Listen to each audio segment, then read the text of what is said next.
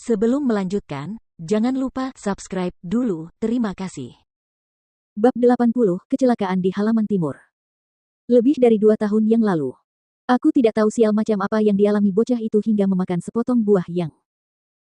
Huang Wei mengeluh tanpa henti dan melanjutkan ceritanya tentang bagaimana Huang Xiaolong menyergapnya selama pertarungan di majelis klan karena kecemburuannya terhadap bakat Huang Wei yang tinggi dan Huang Xiaolong mengabaikan persaudaraan dan mematahkan lengan dan kakinya di depan semua orang.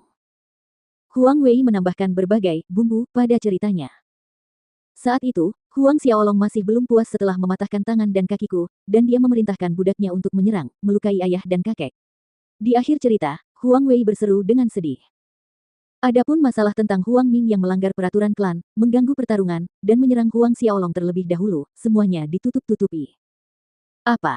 Budaknya menyerang dan melukai kakek dan ayah. Huang Jun menatap Huang Ming, matanya menjadi dingin namun pada saat yang sama, dia terkejut. Kakeknya, Huang Qide, adalah seorang prajurit Ordo ke-10, dan seorang budak Huang Xiaolong memiliki kekuatan ini. Memang begitu, Juner. Huang Ming mengangguk, membenarkan apa yang baru saja dikatakan Huang Wei. Budak Huang Xiaolong itu bernama Fei Hao. Sambil berkata demikian, Huang Ming teringat akan penghinaan yang diterimanya saat dipukul telapak tangan Fei Hao dan menghantam deretan kursi. Kebencian terpancar kuat di matanya, budak anjing Fei Hao itu adalah ahli tingkat akhir Orde ke-10. Puncak akhir Orde ke-10, Huang Jun tertegun, dia tidak bisa menahan diri untuk tidak menoleh ke arah gurunya Liu Wei, dan dia ragu-ragu sebelum bergumam, "Guru, ini." Liu Wei tetap acuh tak acuh sambil melambaikan tangannya, bukankah dia hanya seorang prajurit tingkat akhir Orde ke-10 yang menyedihkan? Huang Jun sangat gembira, kata-kata guru berarti dia setuju untuk berbicara mewakili mereka. Huang Jun segera berdiri dari tempat duduknya, terima kasih guru. Huang Ming dan Huang Wei pun turut gembira mendengar hal itu, mereka pun mengikuti langkah Huang Jun. Keduanya berdiri dan dengan hormat mengucapkan terima kasih kepada Liu Wei. Huang Ming tertawa terbahak-bahak, senang sekali senior Liu Wei ada di sini. Budak anjing Fei Hao itu tidak akan bisa bertahan satu pukulan pun dari senior Liu Wei. Huang Wei setuju, tentu saja, di depan senior Liu Wei, budak anjing Fei Hao itu akan ketakutan sampai dia kencing di celana. Huang Xiaolong dan Fei Hao sekarang ada di halaman timur. Tanya Huang Jun. Tidak, Huang Xiaolong telah meninggalkan Huang Klan Manor selama hampir setahun, tetapi dia mengatakan bahwa dia akan kembali pada akhir tahun. Seharusnya dalam waktu 2 hari ini. Huang Jun mencibir, tidak masalah, tunggu sampai bocah nakal itu dan budak anjingnya, Fei Hao atau apalah itu kembali, belum terlambat untuk memberi mereka pelajaran. Sementara itu, kita bisa mengumpulkan bunga. Mengumpulkan bunga. Huang Wei menatap Huang Jun dengan bingung, kakak, maksudmu? Huang Jun menganggukkan kepalanya dan berkata, benar. Huang Peng dan Su Yan membiarkan putra mereka terlibat dalam tindakan kekerasan dan mengabaikan aturan klan. Menjadi begitu lancang hingga melukai kakek dan ayah. Mereka berdua harus dihukum. Dia mencibir dan menambahkan, sudah beberapa tahun sejak terakhir kali aku bertemu Huang Peng dan Su Yan, aku harus memanfaatkan kesempatan ini untuk menyapa mereka. Huang Ming mengerutkan kening, namun, dia tetap diam, tidak menyuarakan keberatan atau kata-kata persetujuan. Beberapa saat kemudian, kelompok yang dipimpin Huang Jun tiba di halaman timur. Ketika Huang Jun, Huang Ming dan yang lainnya melangkah ke halaman timur, Huang Peng dan Su Yan saat ini tengah duduk di aula utama dan Huang Min serta Huang Xiaohai pun bersama mereka. Ketika Huang Peng dan Su Yan melihat Huang Jun, Huang Ming, Huang Wei, dan orang asing lainnya masuk, keduanya terkejut. Huang Jun. Huang Peng hampir tidak bisa mengenali pemuda di sebelah Huang Ming. Beberapa tahun yang lalu, Huang Jun masih muda, sekarang, Huang Jun lebih tinggi dari 5 kaki 7 inci dengan bahu lebar dan pinggang tebal. Sosok pria yang kekar. Itu aku. Huang Jun menjawab dengan ekspresi dingin, Huang Peng, di pertemuan klan tahun lalu, kamu benar-benar berani menuruti tindakan kekerasan putramu, melukai ayah dan kakekku.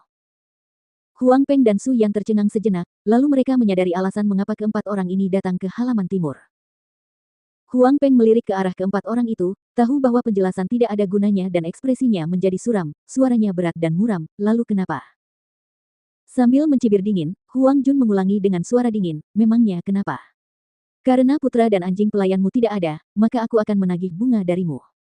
Tunggu sampai putramu kembali 2 hari kemudian, kita bisa melunasi utangnya untuk selamanya. Huang Ming hanya berdiri di sana, seperti penonton, menonton dan tidak berbicara. Huang Peng melotot marah ke arah mereka, melunasi utang. Dasar bocah, meskipun kau masuk ke sekte pedang besar sebagai murid mereka, kau tidak berhak seenaknya di halaman timur. Ini adalah rumah klan Huang, bukan sekte pedang besar. Tiba-tiba, Pada saat ini, energi tirani menyerbu ke arah Huang Peng, tidak memberinya waktu untuk bereaksi atau menghindar. Tubuhnya bergetar hebat seolah-olah terkena tekanan besar dan terlempar, menghantam dinding di aula utama, memuntahkan darah saat dia meluncur turun. Peng Ge. Ayah. Su Yan, Huang Min, dan Huang Xiaohai berteriak ketakutan, berlari ke sisi Huang Peng. Peng Ge, kamu baik-baik saja. Tolong jangan menakutiku. Su Yan mencoba membantu Huang Peng berdiri, air matanya mengalir deras saat dia memeluk Huang Peng erat-erat. Ayah, ayah. Kedua mata Huang Min dan Huang Xiaohai, anak kecil itu memerah dan menangis dengan sedih. Huang Peng menatap Su Yan, suaranya serak saat dia menghibur, aku baik-baik saja. Seteguk darah keluar lagi dari mulutnya sebelum dia bisa menyelesaikan kata-katanya. Pergantian peristiwa ini juga mengejutkan Huang Ming, Huang Jun, dan Huang Wei. Huang Jun menoleh ke arah orang di sebelahnya. Orang yang baru saja memukul Huang Peng adalah guru Liu Wei. Tuan, ini, Huang Jun terdiam sejenak. Meskipun kata-kata Huang Peng menyinggung sekte pedang besar, tetapi bukankah Liu Wei sedikit kasar? Bagaimanapun juga, Huang Peng adalah pamannya. Liu Wei bersikap acuh tak acuh, karena tidak menghormati sekte pedang besar, hukumannya adalah kematian. Kemudian dia berhenti, namun, demi dirimu, aku mengampuni nyawanya. Jangan khawatir, dia tidak akan mati, paling lama, dia akan terbaring di tempat tidur selama 3 hingga 4 bulan. Terbaring di tempat tidur selama 3 hingga 4 bulan. Mendengar ini, Huang Ming dan Huang Jun merasa lega. Pada saat ini, Huang Min yang sedang menangis terseduh-seduh tiba-tiba berdiri dengan kebencian di matanya, dan menerjang Huang Wei, kalian semua menggertak ayahku, aku akan melawan kalian semua. Melihat Huang Min datang ke arahnya, Huang Wei mengangkat kakinya dan menendang Huang Min. Meskipun Huang Min sudah mulai berlatih ki pertempuran, dia bukanlah lawan Huang Wei. Kekuatan yang digunakan Huang Wei dalam tendangan itu tidaklah ringan, dan itu membuat Huang Min menjerit kesakitan. Miner. Melihat ini, Su Yan meratap memanggil nama putrinya.